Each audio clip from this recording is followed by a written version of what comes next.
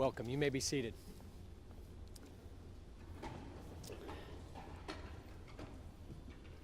Let us pray. Father in heaven, we thank you that you are Emmanuel, God with us. God, we thank you for this day of accomplishment and this day of celebration. God, we thank you for this institution, Virginia Wesleyan University, for our faculty and staff here. And we thank you for the family and the loved ones that have supported these graduates in making it here to this day.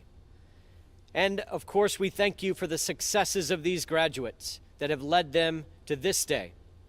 We thank you also for the obstacles which they have overcome to get here to their graduation day. God, we ask that you would guide these graduates in all their steps, in all their plans. Bless them, that they may know you and your love, and that their lives would be a blessing to many. God, we sincerely pray. Help them find jobs. Help them find purpose. Help them find meaning and significance and calling. And give them courage always, O God, to do what is right, to follow the truth, and to hold the values of heaven higher than the values of earth. Amen.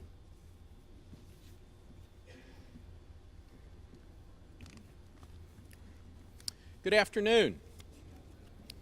It's a great honor to welcome our graduates, their families, friends, and other distinguished guests today as we honor those who have qualified for graduation this month. Graduates, this day marks an incredible milestone in each of your lives and also signifies a historical moment in the life of this institution. Congratulations. I hope you'll take the opportunity to participate in our formal commencement ceremony in May. This is also a historic day for Virginia Wesleyan for another reason. In 2017, we established our first graduate programs and transitioned to Virginia Wesleyan University. Today, we recognize the first students to complete master's degrees here. Special congratulations to this group as well. I'd also like to recognize your families and friends who have supported you in achieving your education. And I applaud our dedicated faculty whose skilled teaching, advising, and mentoring have guided you during your time here. If you're like many of our alumni, you'll remember the names of your favorite professors many decades after you've left our halls and classrooms. Whenever I meet and speak with Virginia Wesleyan alumni from all generations and classes, the same recurring words resonate. Our graduates are respected leaders in their communities and professions who credit Virginia Wesleyan and the faculty who taught them here as instrumental in their lives and work. Their stories and achievements, as we hope yours will, inspire all of us to continue to expand our programs and enhance our reputation as Coastal Virginia's premier university of the liberal arts and sciences. You're graduating from Virginia Wesleyan at an exciting and transformational time in our history. We've been recognized in one national study as the most profound transformational story in higher education in over a decade. We've been prominently featured in 2 business journals for innovative best practice. Our business model has been profiled in a national higher education case study, and most recently, we've been recognized by the Association of Fundraising Professionals as the outstanding nonprofit in fundraising in the 7 Hampton Roads cities. So let me take a moment and share with you some of our most transformational accomplishments during your time here, because these transformations add value to your Virginia Wesleyan degrees. We've established 2 national niche academic programs, the state-of-the-art award-winning Greer Environmental Sciences Center, which received the Chesapeake Bay Foundation's top national award, and also the highly selective Batten Honors College.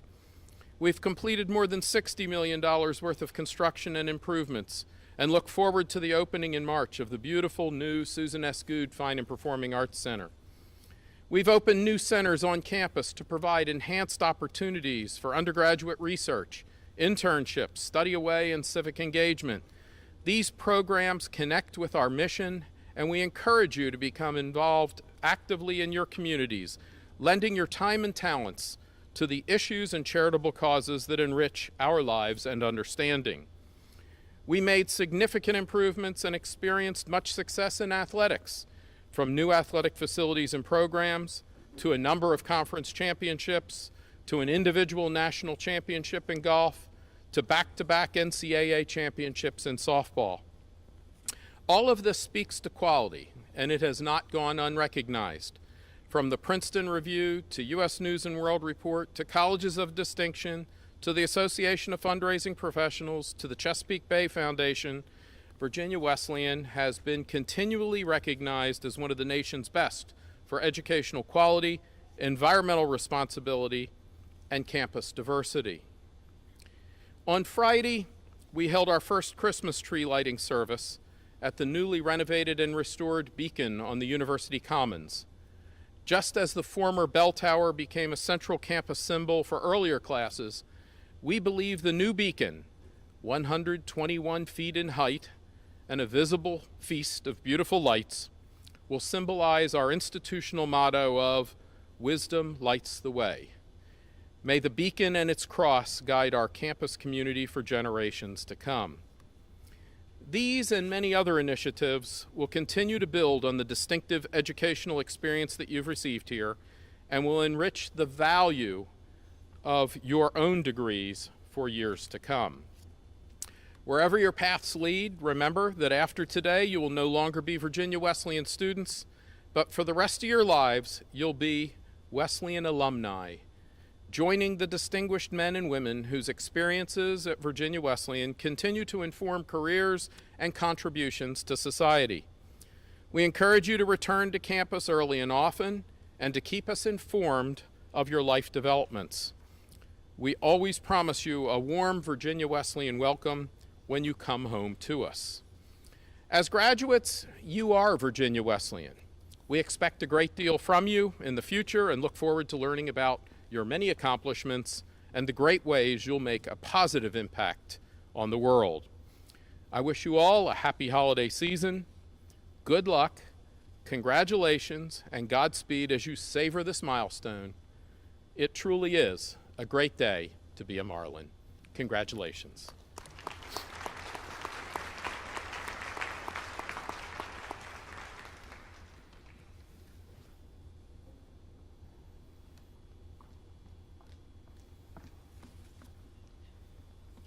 Thank you, Dr. Miller.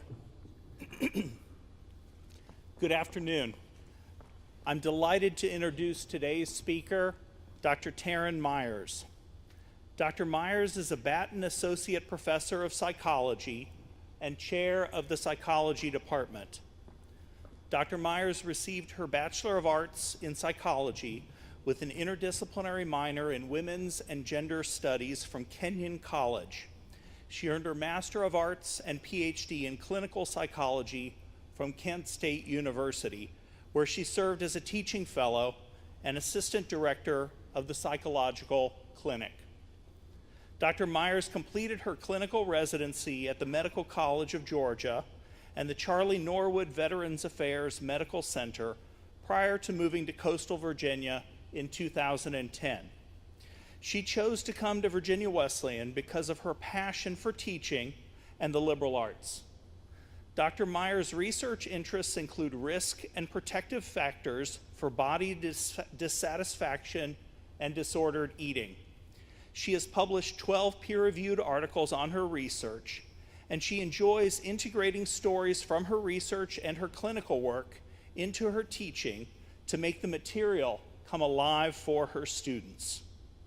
In addition, Dr. Myers enjoys working with students on independent research projects related to her studies and encourages them to present their work at conferences. Dr. Myers is currently serving as president of the Obesity and Eating Disorders Special Interest Group of the Association for Behavioral and Cognitive Therapies. She is the 2017 recipient of an Early Career Achievement Award from the American Psychological Association. Last year, Dr. Myers received the prestigious 2018 Samuel Nelson Gray Distinguished Teaching Award for her work at Virginia Wesleyan University. I am honored to present Dr. Taryn Myers.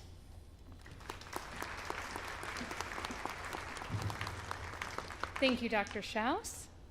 Those of you who don't know me well may have been wondering why I haven't been on campus much this semester. Those of you who are psychology majors or my advisees know that I have one of the happiest reasons ever for being out this semester. In June, I gave birth to my daughter, Quinn. At Virginia Wesleyan, we are very fortunate that Provost O'Rourke, who could not be here today as he's recovering from surgery, loves babies, just loves them. Thus, I was fortunate to negotiate this semester with no teaching responsibilities so that I had the privilege of staying home with Quinn. You may be wondering why I'm starting this speech talking about maternity leave. It's certainly a vital issue that a nation that purports to be family-focused like the U.S. needs to address. Right now, we're one of only a few nations that do not guarantee paid maternity leave, and the only industrialized nation not to do so. That being said, the political and policy issues that surround it are not the reason I began this speech with a "Where's Waldo" for Dr. Myers moment. I bring up the issue of my maternity leave because if I were to tell folks who knew me in high school, college, graduate school, or even when I first started teaching here at Virginia Wesleyan, that the reason I was out for a semester was not a research-focused sabbatical, but instead maternity leave, they would be shocked.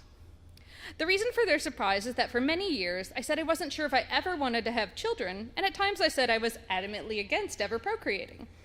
In my mind, it would interfere with my career. During grad school, I used to joke that I had a phobia of pregnancy. I know, jokes only clinical psychologists make, right? However, here we are. Quinn will actually turn 6 months old this week. What happened? Well, after my friends started to have children, and my husband and I got the chance to interact with and get to know those kids, we decided that not only could we just handle having a child, we actually wanted to do so. These first 6 months have been challenging, even downright difficult at times, but parenthood has also been one of the most rewarding experiences of our lives so far. And if I maintained that stance that I had for most of my life, that I never wanted children, I would have missed out on creating and raising this amazing tiny human whom I love so much. My story here is not just to brag about how amazing my baby is. I mean, don't get me wrong, she is. She's adorable, smart, funny, and so strong already. Instead, I tell my story to illustrate the central message I want to leave with each of you today. Don't be afraid to improvise and change your mind and grow, even as you leave the classroom behind and walk out those doors as graduates, or at least graduates after you get through your exams this coming week. If you've ever done improvisation activities in your theater classes here, during group activities, or just as an icebreaker, you will already know that the guiding principle of improv work is yes and. When you're doing improv, you're supposed to always say yes to what the person with whom you are interacting on stage is doing, but also have an and. That is, you should always add on your own spin to whatever that person just said or did. In stage improv, it's to keep the joke or action or scenario going. In the real world, the same principle can apply. You can really benefit by saying yes and to opportunities that come your way, even when they're not what you expected. On stage or in the classroom, yes and has meant building on the material presented by your professors or classmates. It has meant participating in stimulating class discussions. It has meant taking your paper for the class in directions you never thought it would take. For many of you, it has meant starting to extend those principles outside the classroom with the guidance of our faculty and staff. Whether that has meant completing an innovative undergraduate research project, doing an internship at a site you never expected to work, or studying abroad and stepping outside your comfort zone. For those who attended Port Day this past Tuesday, a common refrain of the student presenters was to put yourself out there and be open to any opportunities that come your way.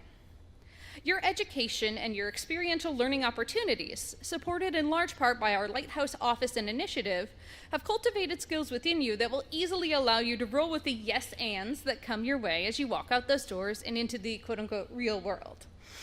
However, once you do not have the support you do here at Wesleyan, your professors to guide you through scaffolded assignments, Molly and the Lighthouse to help you find that internship, the Learning Resource Center to help you with tutoring or time management, it can seem much more daunting to say yes and.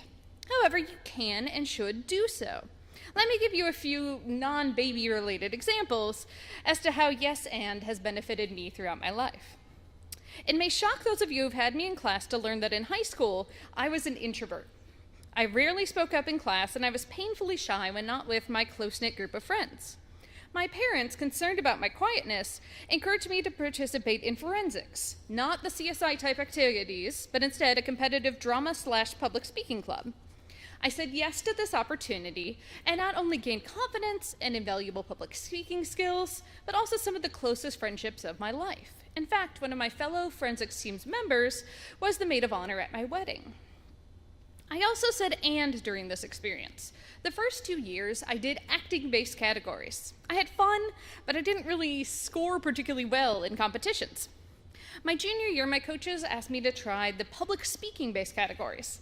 I was hesitant at first, but agreed to give it a whirl. I started doing better in competitions, even winning districts 2 years in a row. While that's a heartwarming high school story, it might not seem that important or impactful. Great, so I did well in a high school activity. So what?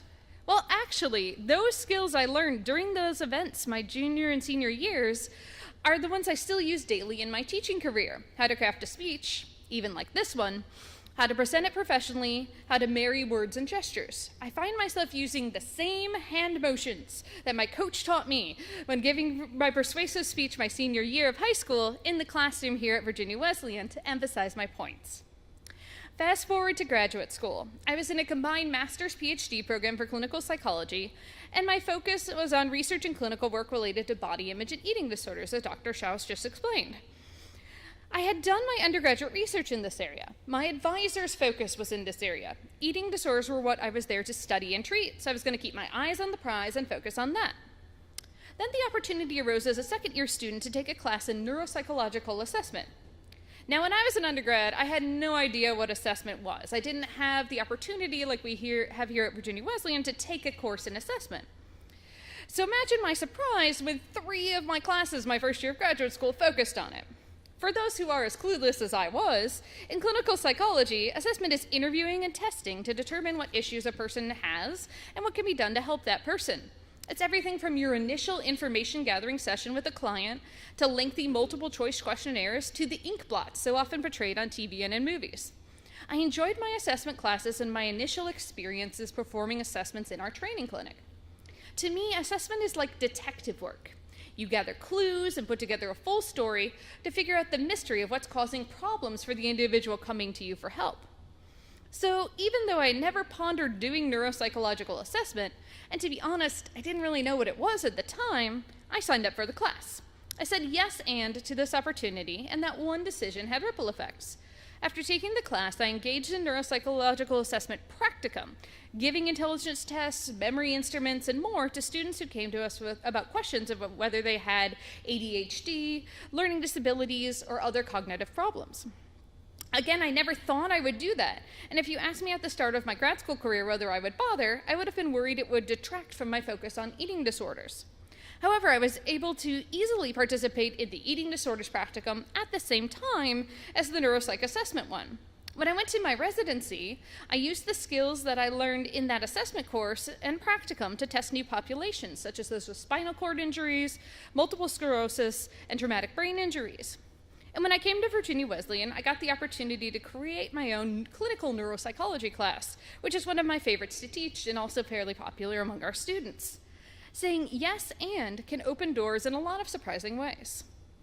Speaking of my residency, saying yes and to doing a residency in Augusta, Georgia, the Deep South, was initially daunting for a Midwesterner like me who had never lived further south than Central Ohio.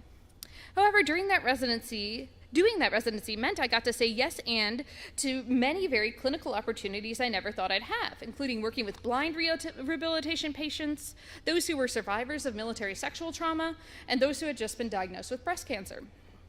I also built some amazing lasting friendships that have influenced my life in surprising ways.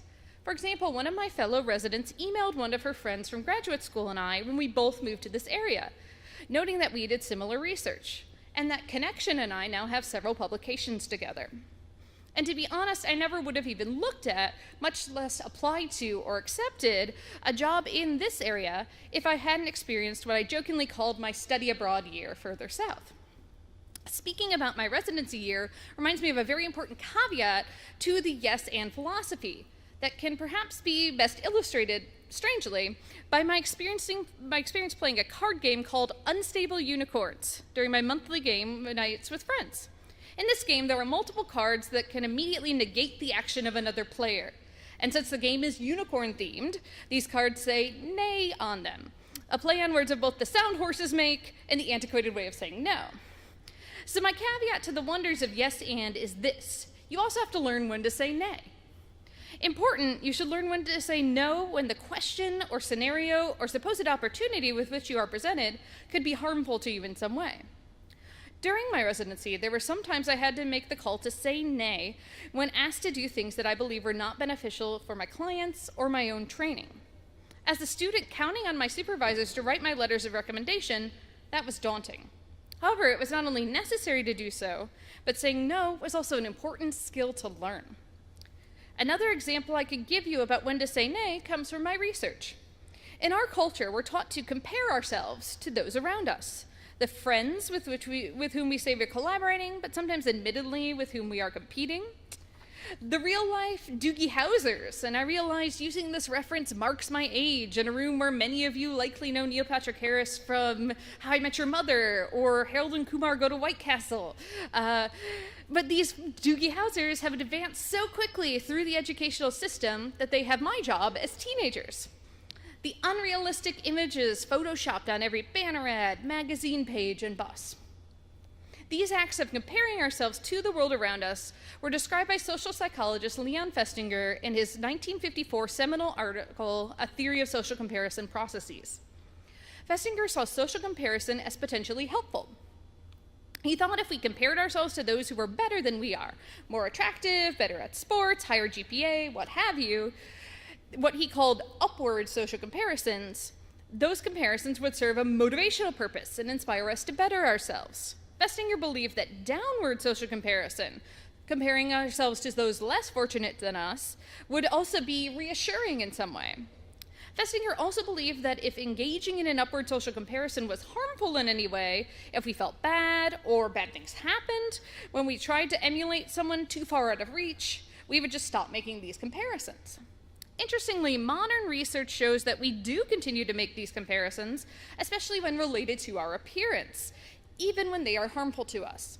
For my dissertation research, I examined this phenomenon using a technique called ecological momentary assessment, another yes and for me, which entails having participants fill out surveys multiple times per day, reporting whether they had engaged in social comparisons and filling out questionnaires about their body image at that time.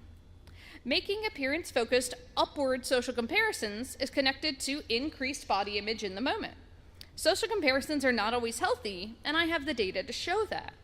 The good news is that from that same data, I found that certain factors, in the case of my study, feminist beliefs, can serve as a buffering factor, such that even though all individuals had lower appearance self-esteem or body image after making these upward comparisons, women with higher levels of feminist beliefs didn't engage in body checking, which is a behavioral component of body image disturbance. Body checking is sort of checking if your thighs touch when you sit down, looking at your body in a mirrored window as you pass by, things along those lines. So body image disturbances have been strongly linked to more dangerous factors such as disordered eating, and again, those with higher levels of feminist beliefs didn't engage in that process of body checking as much as those with lower levels of feminist beliefs. More recent research I have done suggests that other factors such as critical thinking skills, open-minded thinking, and media literacy may serve a similar protective function. Guess what? You've learned those skills here. At Virginia Wesleyan, we certainly strive to teach you critical thinking and to be open-minded about ideas while supporting them all with proper sources. Hopefully some of your General Studies classes have taught you about media literacy, recognizing the images shown to us by the media are not realistic even for the models who posed for them. And one of my favorite quotes related to this is model Cindy Crawford said, "I wish I looked like Cindy Crawford." And I know those of you who have taken women's and gender studies or related classes have fostered feminist beliefs. All of you have been given the skills to realize that you do not have to engage in these comparisons, and that even if you do not have to follow those comparisons with self-defeating behaviors. You have all the tools you need to say yes and to amazing opportunities, but also to evaluate the situation and decide when saying nay is important for your own ethics, moral values, personal safety, and mental and physical health. These tools will serve you well and will help you to realize that you can adapt and improvise as opportunities come your way, and the results may surprise you in pleasant ways. I was granted the privilege of giving this address today because I had the great honor of being presented that Samuel Nelson Gray Distinguished Teaching Award. I came to Virginia Wesleyan because of my teaching and because of my profound belief that the importance of liberal arts in imparting those tools and skills that allow you to say yes and we have been discussing today. Therefore, for someone like me who has been so focused on my career being the most important thing in my life, winning this award is one of the highest honors I can receive, representing a true achievement in my career. Oh, and remember my fears about having children might interfere with my career? I accepted the Samuel Nelson Gray Award at commencement in May. For those of you doing the math, I was 8 months pregnant when I received this award. I know I'm very early in Quinn's life, but so far I've been able to navigate the terms of my maternity leave agreement, chairing the psychology department, advising my 68 advisees, taking 4 students to present at a professional conference, preparing my interns for their work next semester, with more ease than I anticipated. Rather than being a nay to my career as I feared so many years ago, she's the ultimate yes and to my life. My dearest wish for all of you graduates is that you find what the ultimate yes and is in each of your lives. And I am by no means saying it is children for each of you. For some of you, it might be volunteer work. For others, it might be trying a career path that differs from what you anticipate today. For others, it may be addressing social issues like the U.S.'s lack of mandated paid maternity leave. Some of you may have already had a huge yes and moment by being Virginia Wesleyan's first graduates to earn MBAs. We are so proud of all you have done at every level of your education, and we cannot wait to see where the tools we have given you during your time here take you in the years to come. Congratulations on all you have achieved and all the yes ands that await you outside our gates.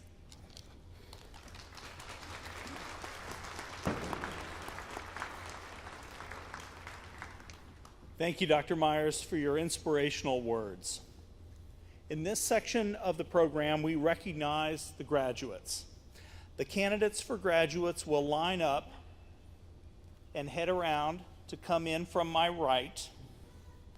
And then one by one, the graduates will come to the podium. Each of you will introduce yourself. It's important that you speak clearly into the microphone, give your name, your hometown, and your major. After you have announced yourself, you will move over here. I will shake your hand, and then you will move over for a congratulatory word with President Miller and a photograph.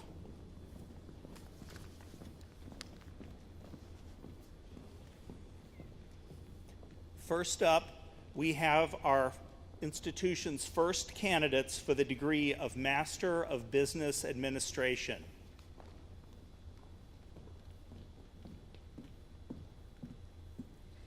Ariel Bright, Virginia Beach, Masters of Business Administration.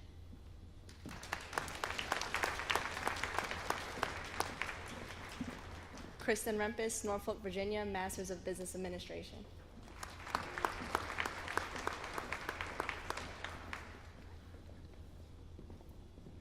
Next up, we have our candidates for the degree of Bachelor of Arts.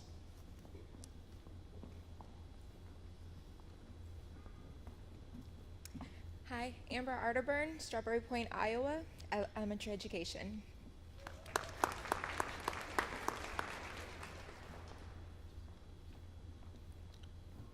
Quantez Baines, Belhaven, Virginia, and Bachelor's in Business.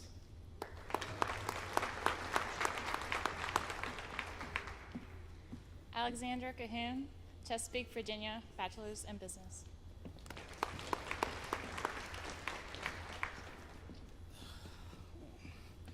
Tevin Chambers from Jared, Virginia, and I'm a philosophy major.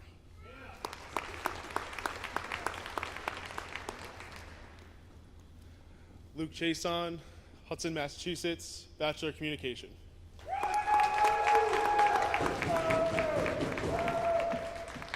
Allison Cristante, North Haven, Connecticut, Bachelor's in Psychology.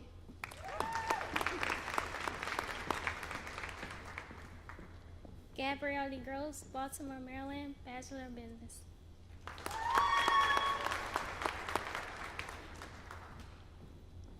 Catherine Grainer, Williamsburg, Virginia, Bachelor of Business with Supply Chain Management.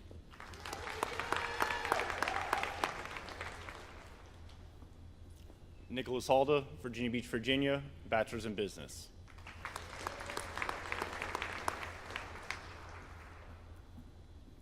Emma Larkin, Chesapeake, Virginia, Bachelor's in Elementary Education.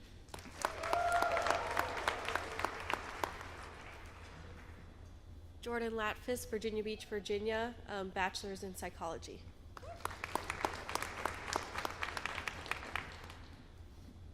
Morgan Lucas from Aldie, Virginia, and a Bachelor's in Elementary Education.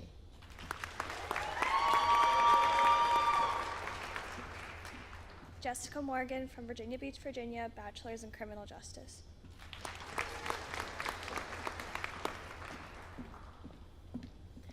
Ashley Parker, Chesapeake, Virginia, and Bachelor's in Sociology.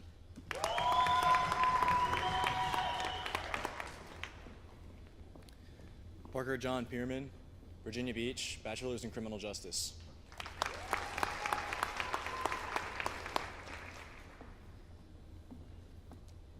Kimberly Santos, Norfolk, Virginia, Bachelor's in Social Sciences.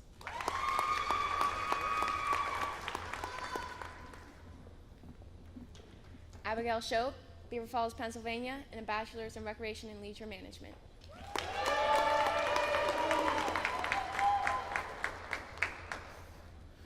Ethan Welker, Virginia Beach, Virginia, Bachelor's in Environmental Studies.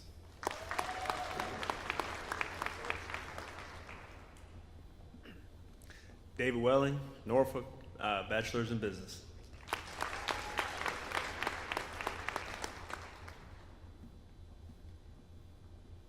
Brian Roten, Norfolk, Virginia, Bachelor's in Business.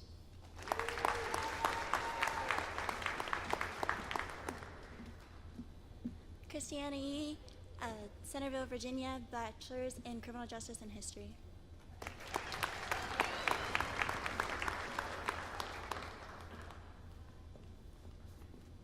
And finally, we have our candidates for the degree of Bachelor of Science.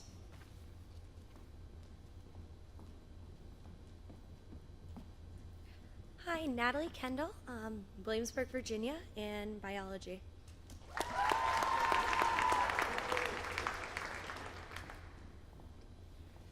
Wilmer Lainez, Roanoke, Virginia, Bachelor of Computer Science with Mathematics.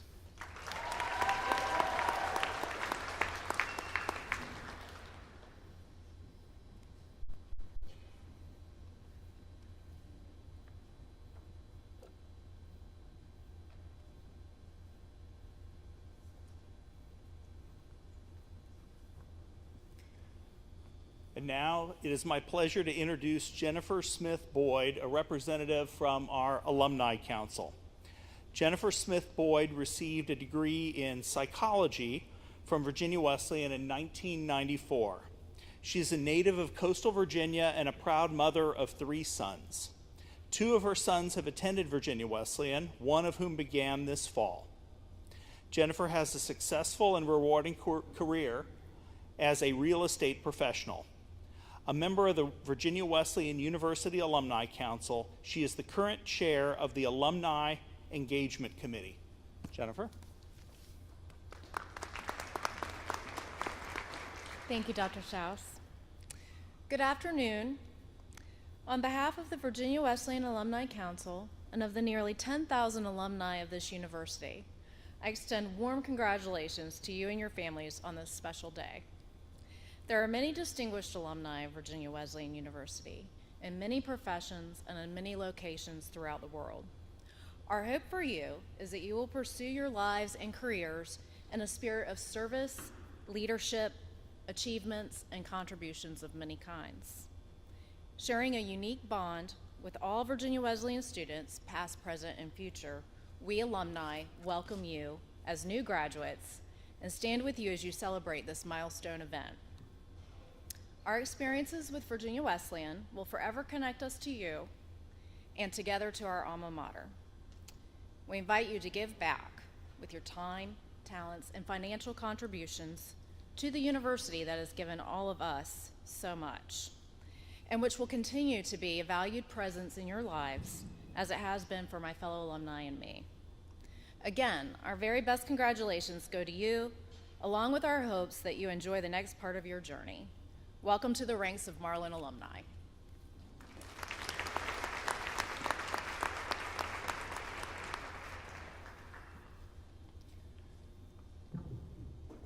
To each of our December graduates, let me say congratulations. Through your perseverance and accomplishments, you have brought honor to your families and friends, to yourselves, of course, and to this institution. For that, we are all grateful.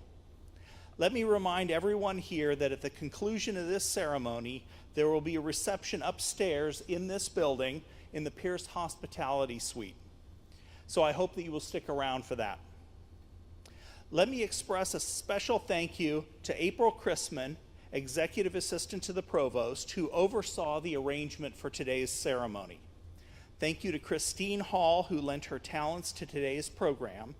Enormous thanks to David Freeman, Alan Brown, and Ginny Vidal, who attended to the setup for this event and keep everything running as it should. To our wonderful faculty marshal, Dr. Kathy Murlock Jackson, our enormous gratitude. Thank you to Jennifer Smith Boyd, class of 1994, for representing the Alumni Council on this important day. And finally, thank you to our lovely pianist, Michelle Titus, class of 2019, and our vocalist, Marissa Phillips, class of 2019. They will lead us in the alma mater. The words are in your program. Please stand and join us in singing the alma mater.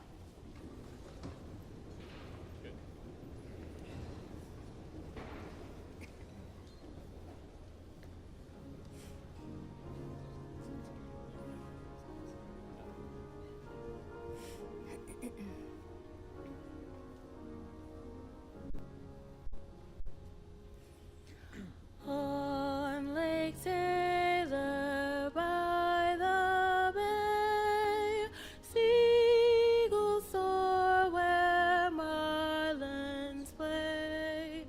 Sunlight streams across the fields and shimmers through the trees. Truth and honor, service, knowledge, wisdom lights the way. Our paths may lead around the world, but our hearts stay as Wesleyan.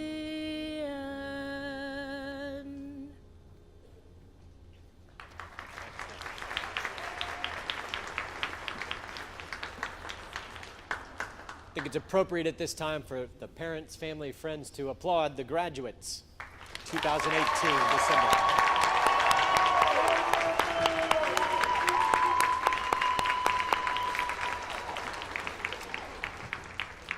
Congratulations. We hope you'll come visit often. The last thing in the program is the benediction. Some of you that have studied Latin here know that benediction is the Latin for, woohoo, I've just graduated. Okay, it means good words. So I give you these good words. God is real. God loves you. And it is by knowing God that you can best know yourself. God is the potter. We are the clay, the work of his hands. And so an Irish blessing as we send you off. May the road rise up to meet you. May the wind always be at your back. May the sun shine warm upon your face. The rain fall soft upon your field. And may God always hold you in the palm of his hand. Amen, and congratulations. Our service is concluded. Please join us in the hospitality suite after welcoming them.